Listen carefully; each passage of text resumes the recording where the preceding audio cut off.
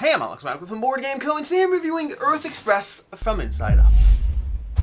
Earth Express is a shorter version of Earth that attempts to give you the same Earth experience but in a shorter playtime while accommodating more players, while hopefully maintaining the full Earth experience.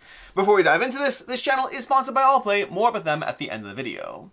In Earth Express, and prototype. This is a prototype, rules, components, subject exchange, and I'll have a link to the crowdfunding campaign down below. In fact, there's actually another game in this campaign, Behind the Lens. I'll have coverage on that as well, which may have gone up before this or after this, I don't know. Check out the channel to see more.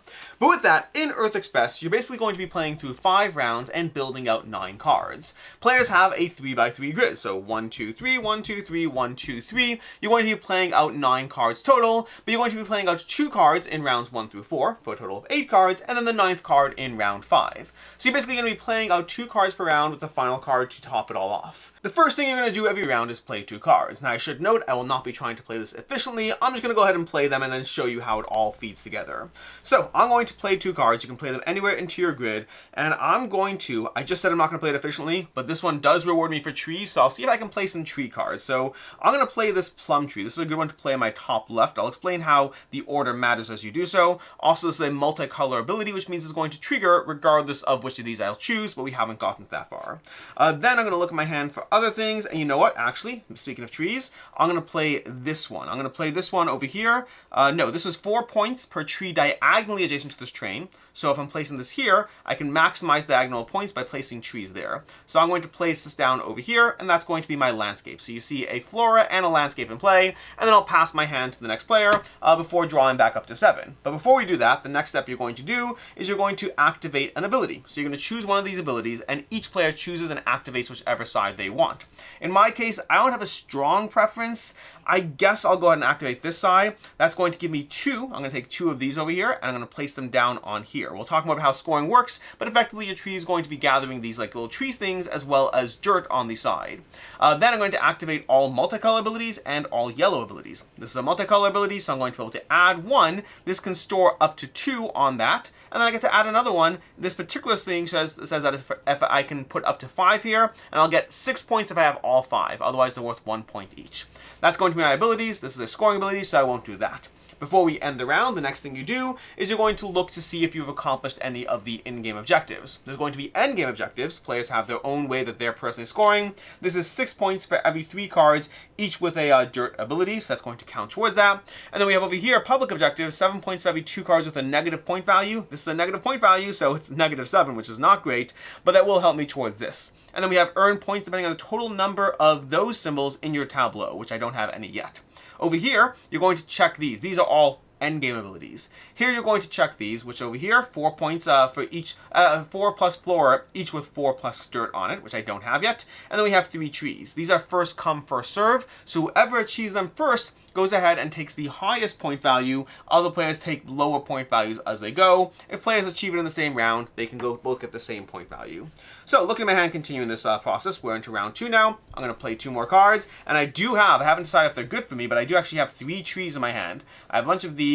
This is useful for that, and then I have 3 trees, but we do need to move to the next ability stack over here. So we're going to be activating another ability instead. Let's take a look, place this out. I do have apple trees, I have red mangrove. Because I don't have actually the yellow ability, I'm more inclined, although these would be nice for, it's not the best for right now, but if I can play these off, do I have any negative values? None of these are negative values, but I could get 3 trees out if I place these. So I'm definitely placing 2 trees because that will help me get this right away on the second turn.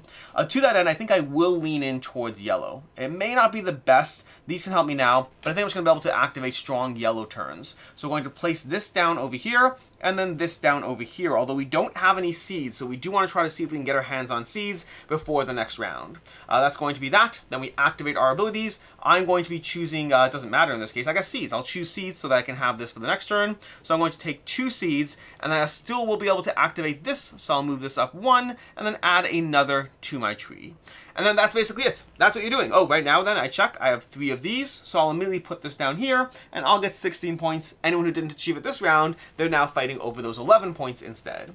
That's basically how a game of Earth Express works. You're playing through 5 rounds. Rounds 1 through 4, you're playing 2 cards each as you slowly fill out your grid with landscapes and floras. The floras are going to have abilities on them, while the landscapes have endgame abilities, but then you have in-game one-time use abilities, but the vast majority of abilities are going to be the 3 colors, yellow, red, and blue, and each round you choose a side to activate, activating all of those multicolor abilities, as well as specific sides. So for example, when I activate yellow next, I'm going to be able to activate all 3 cards, and hopefully I'll have even more cards that I've played as well.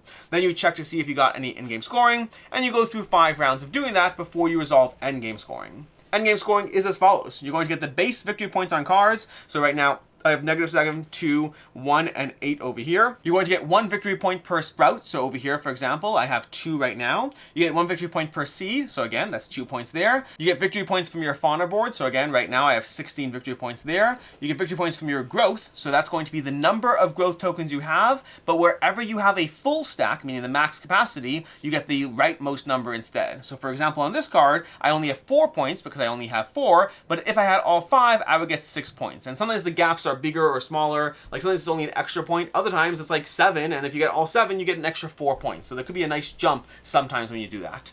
You get victory points from your terrain cards. So again, for example, this landscape over here is going to be scoring 12 points right now, but I could get another 4 over here if I place another tree. And then victory points from your ecosystem cards, both the shared board as well as your personal ecosystem card.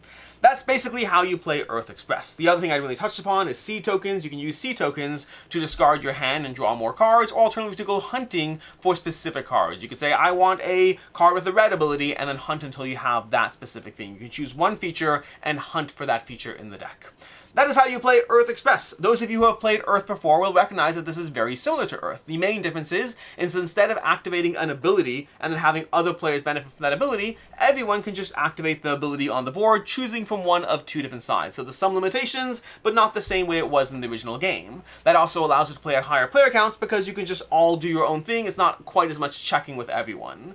Also, you're playing a 3-card grid instead of a 9-card grid, but a 3x3 grid instead of a 4x4 grid, but outside of those main differences, it's functionally mostly Earth, just faster, quicker, more player counts, while maintaining the same core elements of Earth. With that said, time to dive into my review of what I like, don't like, and can see others not liking, starting off with what I like. Put frankly, this is the best parts of Earth, but it's faster, better, yeah, it's better. For me, it's better. We'll talk about that more. But this is the best parts of Earth in a faster package that also removes some of the fiddly parts of Earth that, to me, didn't necessarily improve the experience. That's the main aspect. But what do I actually like about this? I enjoy building up your tableau. I enjoy finding the synergies of how to optimize your scoring. Even things like this right now, the trade-off of, okay, great, I'm really focusing on these trees because I can be the first one here for 16 points. But also, this is my starting hand, which is really great because that means I have double the reason to lean into it. Also, I got this negative point value over here, which again, it's a trade-off there because generally the negative value of a card is accounted for in how good that card is. But I get an additional perk of these over here because of the ecosystems. I'm going to get additional 7 points for every 2 cards with negative points. So maybe if I lean into that a little bit more, granted my board already has a bunch of cards, but again, it gives you that balancing act. How much do I want to go for trees? Now that I have these trees, maybe I want to get one more tree and then now start working on the Great Hungarian Plain to get those other symbols around the board over there instead. You also have your own personal card, and then the cards themselves and the abilities and synergies, and even the order of them. We didn't really talk about it a lot, but you do have to activate your cards in order. So the way you structure your board as to making sure you get the things you need so that you can spend them on other things. For the most part, this game has a lot of remove 2 of this, get 3 of that, remove 1 of those, get 2 of those. You're mostly playing around with the various elements in your tableau in order to get extra things back and slightly improve your points every time you activate a set of abilities. It does all of that playing in around 20 minutes. I think the box I have has a typo on it. It doesn't have the right number in it, but I believe it's supposed to be like a 15-minute game. I've so far been playing this in around, I want to say 50, maybe not 50, maybe 20, 25 minutes per round, but it does play pretty quickly. It gives you a giant stack of cards with tons of variety to go through, and it gives you that just how do I build up a tableau that activates multiple scoring criteria, and I do so better than the other players, all in a 20-minute experience. So overall, it's the best things about Earth in a shorter, faster playtime. As far as things I don't like about Earth, for example, not even don't like, but I just find unnecessary. Like the ability aspect of I activate an ability everyone else shares. This to me is a faster system that maintains that core concept. It maintains the feel of that while allowing you to have more agency over the experience, and it doesn't feel any worse off for this. There's still a limitation. You still can't activate your thing every single time, so building a tableau in multiple colors is going to benefit you in the long run. But you also have more agency each round what to choose, and it just doesn't slow down the game, allowing for higher player counts.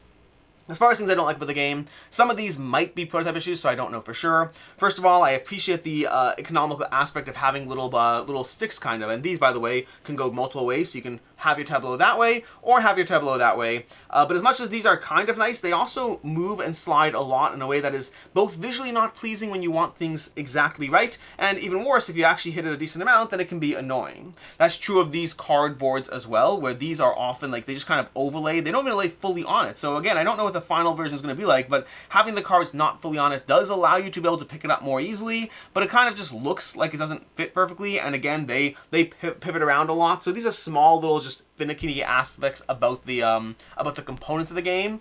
But as far as the gameplay itself, it still does have the main element of Earth that I don't love. The reason Earth for me is a game that I enjoy and not a game that I love as well received as it is specifically so many elements of scoring feel like it's just a point for this, a point for that, a point for that. You want a seed, it's a point. You want some seeds, it's a point. You want to count your growth over there, your growth tokens, they're all points. What do you do on your turn? You lose 2 points here, you gain 3 points here. What do you do for the next action? You lose a point here, you gain 2 points here.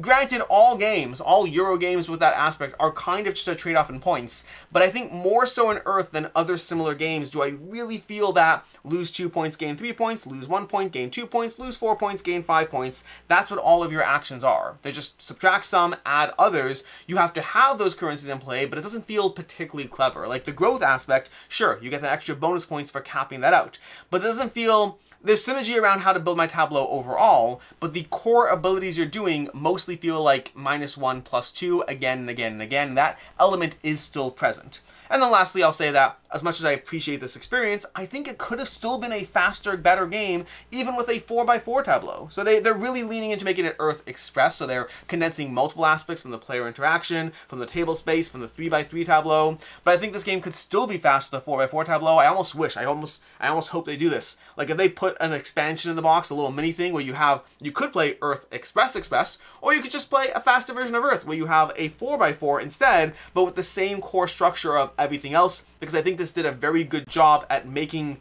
Earth more condensed, and I think that a 4x4 just gives you more room to play around with those various ways that terrain cards will score, or just how you build your structure in general. As far as I can see others not liking, you just might like the bigger Earth experience. For me, I feel that this really distills the core things about Earth that I like the most into a smaller, faster package, but you might not vibe with that. One of the big things I need to be mindful of is I am a fan of Earth, but not to the extent that other people like Earth. So if you're a huge Earth superfan, you might feel that this is not the best experience. Versus for myself, it is a improved version of Earth. So it is that weird aspect. I always need to be mindful whenever you have similar games, and you have Maracaibo or Pirates of Maracaibo, you have Terraforming Mars, you have Ares Expedition. Whenever you have games built off the backs of others, you often find there are different camps as far as who likes one version versus the other. So I personally like this one more, you might not. Which brings us to final thoughts.